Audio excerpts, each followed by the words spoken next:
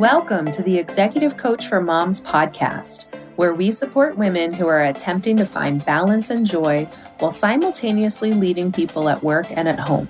I'm your host, Leanna McGrath, former tech exec turned full-time mom, recovering perfectionist and workaholic, and certified executive coach. Hi, everyone. Welcome back to the show. Thank you so much for being here today. We have a part 2 conversation with Dr. Lesley Robinson. So if you have not heard last week's episode, go back and listen to that one. But if you are a true rebel and you want to listen anyway, I'm going to tell you a little bit about Dr. Lesley Robinson before we jump in.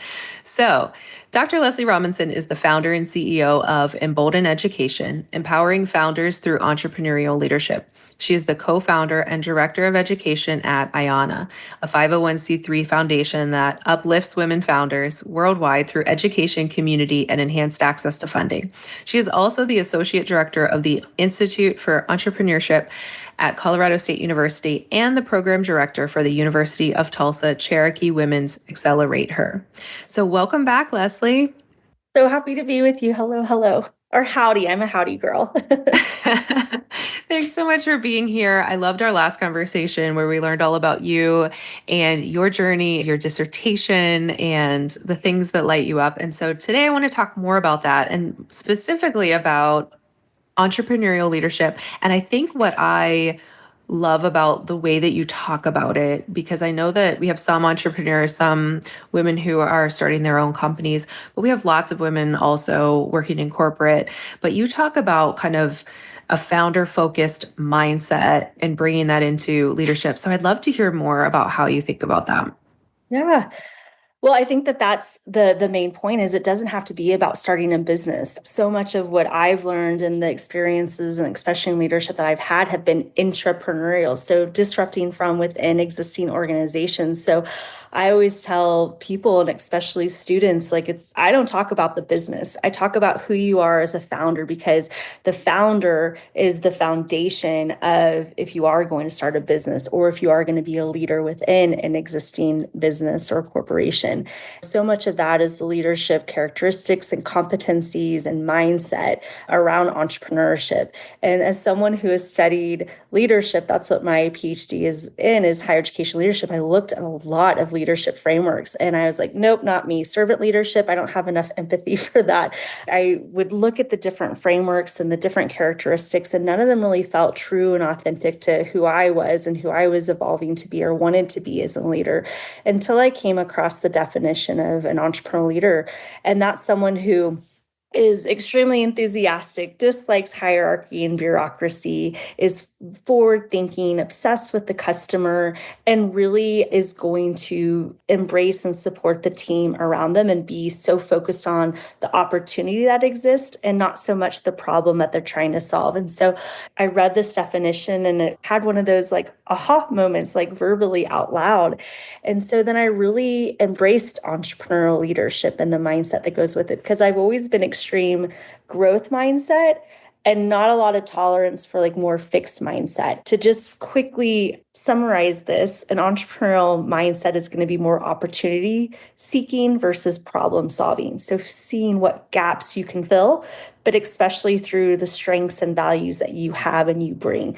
So you've got to know your strengths, you've got to know your values, you've got to be able to do the introspective work to be able to then understand what kind of company or who you are as a founder to then be able to disrupt from within. That's so interesting. Tell me more about this idea. Give me an example of maybe a situation that you would look at and someone who would look at it as opportunity seeking versus someone who would look at it as problem solving. How would they approach that same situation differently? Right. So it's oftentimes more like a managerial mindset versus an entrepreneurial mindset. And so I also think in terms I love that quote where leaders do the right thing and managers just do the thing right. And so that's always kind of also led who I am as a leader. But where this also started was that I was hired to create a entrepreneurial leadership institute. And so I had to get really clear on what that meant. But how I've embraced it, and especially within the industry of higher education, because that's the industry that I work in, always nonprofits, is really then how can we really center the student as the customer? Because in my opinion, in higher education and colleges and universities, the student is the customer. And so whether or not people are really intentional about that kind of changes on where you live and how you operate within higher education. So having the opportunity to be the founder of an entrepreneurial leadership institute, it was to put the students as the customers, but also for the institute to be as much run by students as possible. So we always said it was an institute for students by students. And so the opportunity was actually putting the customer as the person who was building the thing that they would come to, that they would like, that they would react to, that they would breed their friends to, that they would invest in, that they would contribute to.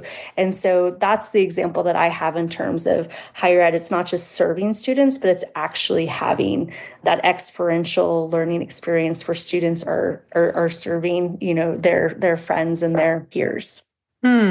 Interesting. As you were saying that, I was thinking about my entrepreneurial experience and how we always focus on the customer and having the customer be a kind of a part of creating the future version of our product and of our service strategy, because it was kind of like, if you don't start with the customer and put that first, then it's like, why?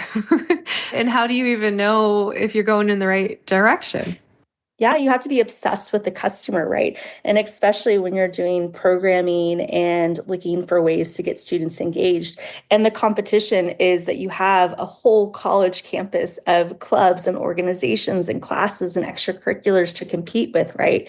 So what is going to be, the reason for a student to like commit to your institute, your organization, the programming? And so much of that comes with what they can contribute to, what they can feel like they are really leaving their mark or their legacy on. And so I think that's, so much of the promising practices when I think about student engagement, or I just think about engagement or community building in general, it has to be, where someone feels like they can contribute and that they can show up as their true, authentic self with sense of belonging.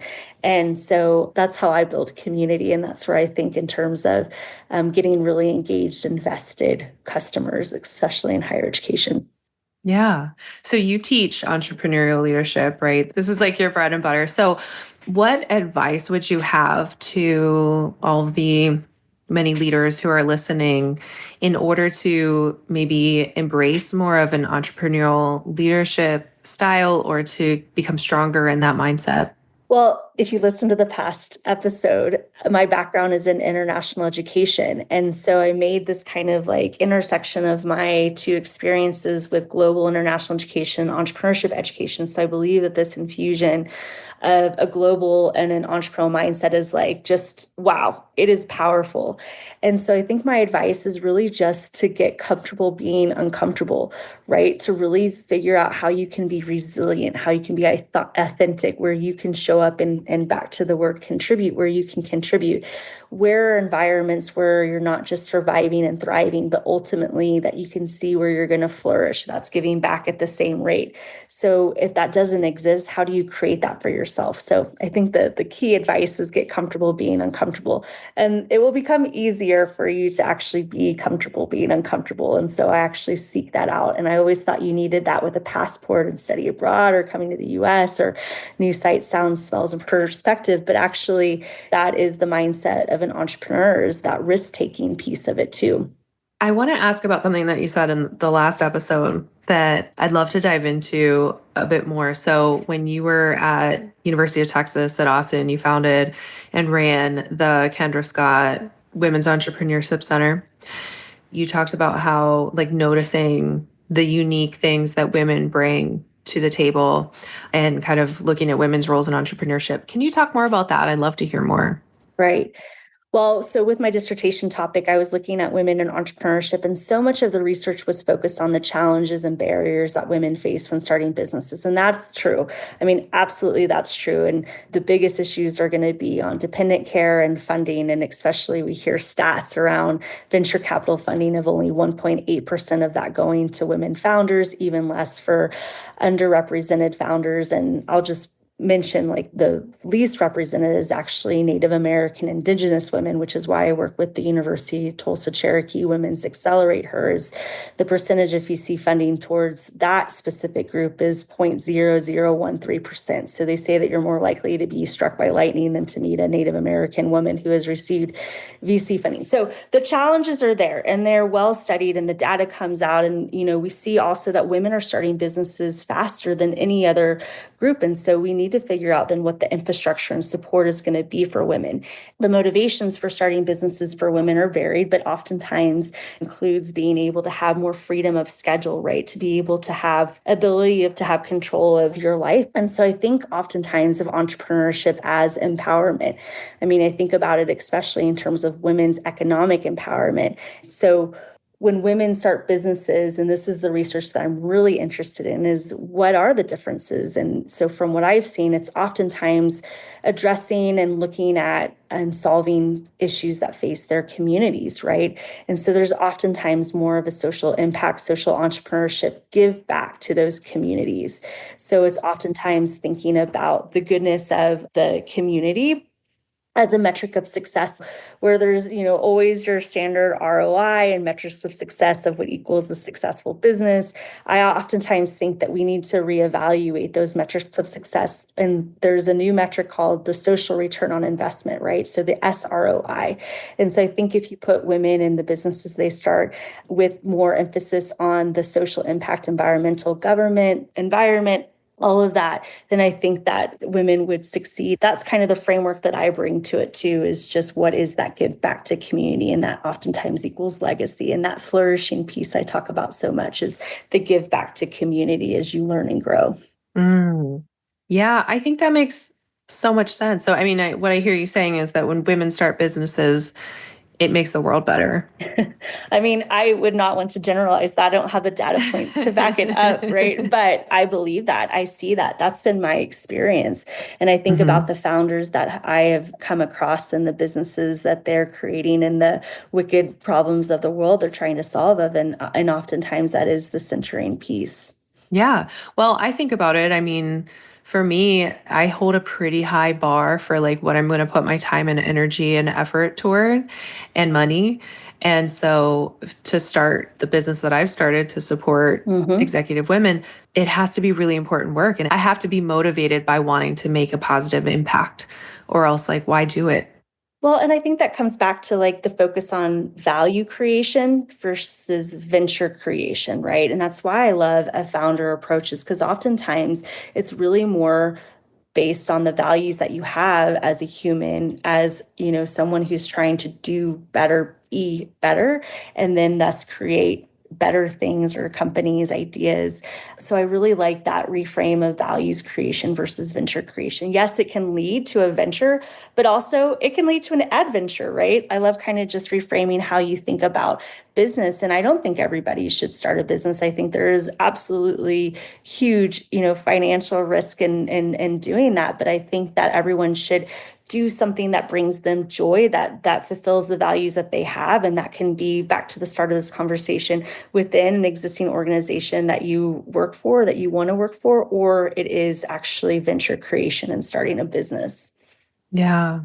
I think that the women listening to this, mostly have children and maybe want to make a change, maybe want to go out and start their own business. And maybe it does feel really risky, of course, because there is a high level of risk. So, what would you say to them, or any advice that you would share, from your experience and your lens for them? Yeah, well, everyone gets to define, what risky means to them. I think that's first and foremost. And I think for women, that oftentimes they're the ones who understand what the family needs to be able to make it through the month, right? In terms of what does the care look like? What are the expenses? What income needs to come? And so that's life. But I think what I am helpful about thinking is the mindset that accompanies that is that entrepreneurial mindset, right? So then how can you take more mitigated risks? So you're never going to eliminate risk, but how can you actually come up with a decision-making tree, right? That will get you to a decision that feels less risky, right? And so oftentimes that can just include having a personal board of directors that you go to, right? It could be consulting with certain people in your life about certain aspects, right? Whether it be the finances or it be kind of the caretaking piece, or it could be just like who you are as a leader and that self-reflection piece. So I think everybody should have coaches, mentors, cheerleaders, devil's advocates in their life. Like you should have a personal board of directors to make you feel more comfortable. Well, I'm also a very decisive person. So I believe that like once you make a decision, like I trust myself to make the next best decision. That's a lot of resiliency, right? It's just, I know that once a decision's made, I can make the best next decision. Some people need way more data points before they can make a decision. So this is actually where my partner and I are a good team is he needs data points and I'm ready to go. And so we meet in the middle. And so if you are quick to decide or you're someone who needs more information, how can you speed the decision making process up or how can you slow it down, right? How can you find the compromise? So if you're kind of like paralysis by analysis person, right? Like how do you get an executor decision maker to like just kind of like cut through some of that? And so that goes with that personal board of directors. And so I think it's that risk piece that oftentimes keeps women from thinking about starting businesses. And so I think just how do you mitigate that risk? How do you just become more comfortable with the decision-making process around it? Yeah. I love what you said about kind of trusting yourself, that it really is a growth mindset, right? To make the next right decision, whatever that may be. It can be really challenging. I was just coaching a woman the other day who has this big decision to make. She was recently laid off from her executive role. She has another executive offer on the table and she's like, but I was so burnt out, and do I really want to go back and do that again? Do I want to do something different? And really what it came down to was this big fear of making the wrong decision. And I think a lot of times that keeps us from making any decision. So we just kind of stay where we are. We just stay with the default because we're so afraid that if we make quote unquote the wrong decision, what's going to happen is we're going to probably beat ourselves up about it. You know, we're going to tell ourselves a story that we're not good at making decisions and things like that. But I love what you said, because it's like, we need to make a decision and then trust ourselves that, if there's something about that decision that doesn't feel right or that we want to change, then we'll make the next decision, and so on and so forth, right? Not holding back because we're so afraid and paralyzed by potentially making a wrong decision.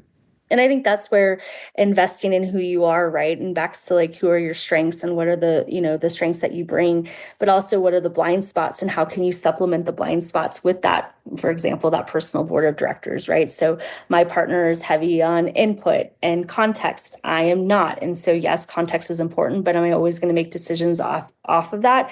No, but do I need to consider it? Absolutely. And so that's where I think if you can find that co-founder, right, in terms of your life and your decision making and what will make a really strong decision that you feel good about.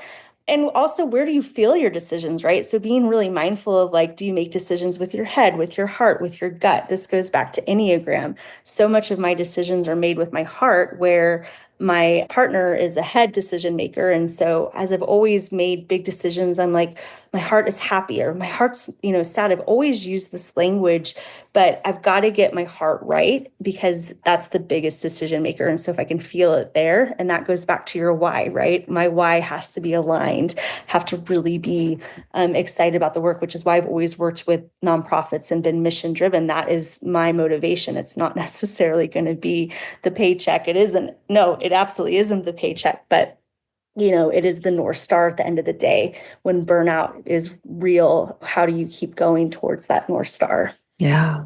So what else haven't I asked you? I just love all these things that we're talking about: entrepreneurial leadership, founder focused mindset, women in entrepreneurship, and the idea of the social impact and the social ROI.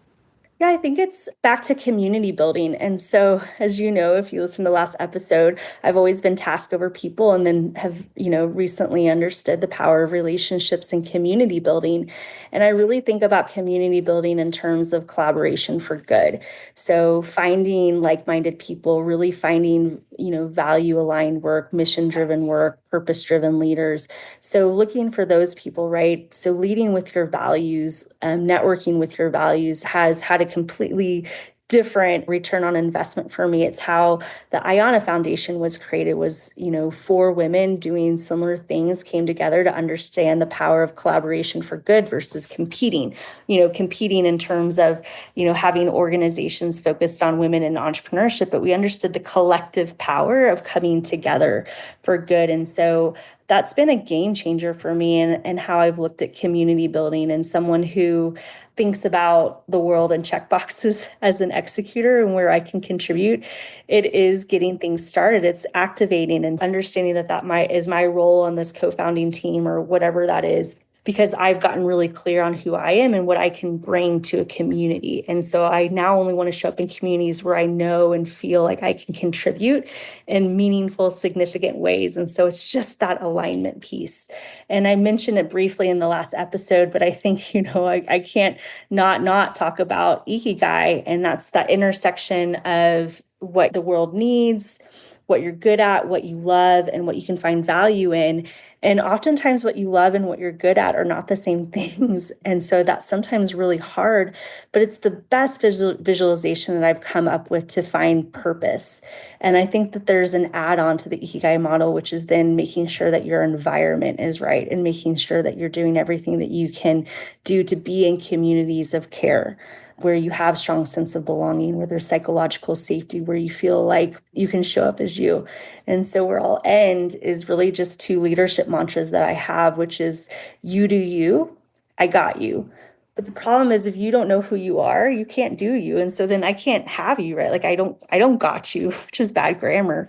But it's been the people who have really invested in knowing themselves that I've been able to cheerlead and champion, because they'll be their authentic selves in the communities that I care about, because that's the most important thing. Yeah.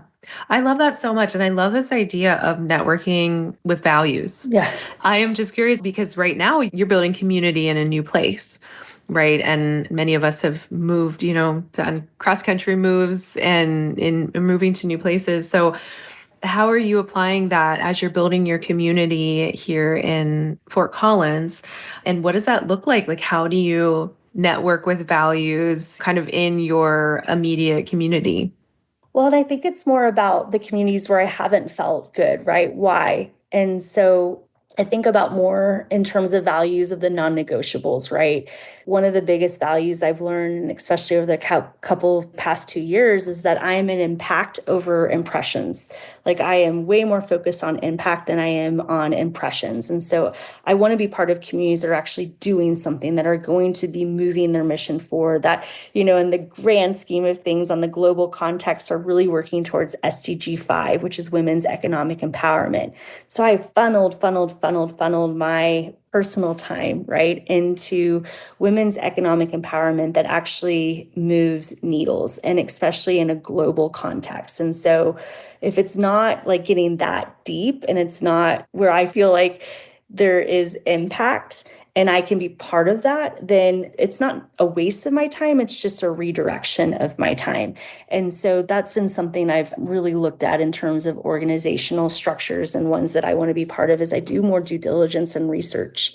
I'll look at an impact report before I join, and I want to make sure that it's going to be focused on the things that I care about, because I have a lot of free time now that I finished my dissertation. And so I always said, like, I'm going to have all these new hobbies, and I really want to have hobbies that are aligned and fill me up and that I feel really, really, really good at. So it's at this point in my life more about quality than quantity of the organizations and the things that I do. I'm seeking that, but also I'm building that with Embolden Education, what we're doing with Iona Foundation, and looking for that collaboration for good always, in terms of how we can really empower women, and what that looks like in the different cultural contexts where we live. And so for right now, that's been with Native American women and the Cherokee Women's Accelerator at the University of Tulsa. That has been the heart work, right back to like feeling in my heart, and where I really have focused so much of my time and energy and passions and my why. Yeah. Oh, I love it. Well, I feel like we could talk for hours longer. And I am just so grateful to you for coming on the show and being so authentic and sharing yourself, sharing, so many things that you've learned with our audience. I know that everyone is going to get immense value from hearing from you. So thank you so much, Lesley, for being here, for talking with me for these 2 episodes. It's been wonderful to hear from you. Thank you. I really appreciate it. All right, everyone. Well, thank you so much for joining us today. And I hope everyone has a wonderful week. Bye. If you're loving what you're learning on this podcast, I'd love to invite you to check out the Executive Mom Reset. It's my 6-month coaching program for ambitious, success-driven, career-focused women who are ready to stop surviving and start thriving. Together, we'll tackle the stress, guilt, and overwhelm that come with being a high-achieving executive mom. You'll learn how to set boundaries, prioritize what truly matters, and build the confidence to show up powerfully at work, at home, and for yourself. Head on over to CoachLeanna.com right now to schedule a free discovery call. We'll spend an hour talking about where you are now, what you want to create, and how I can help you get there. Because every woman deserves to live the life of her dreams. Let's create yours together.